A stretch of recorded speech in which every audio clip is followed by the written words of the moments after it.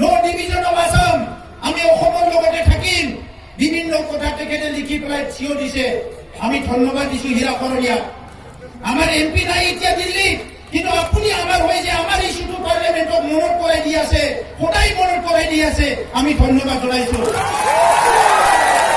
আৰু ইয়াৰ কাৰণে আমাৰ তেল পানী খৰচ হোৱা নাই, আমাৰ টকা পইচা খৰচ হোৱা নাই। আপুনি নিজৰ পইচা খৰচ কৰি এমপি হৈছে, এমপি হৈ পেলাই আজি ৰাইজৰ কাম কৰিবলৈ লাগিছিলে, কিন্তু অকল বড়ো জনগোষ্ঠীৰ যে দিল্লীত কাম কৰি আছে, আমি ধন্যবাদ জনাইছো।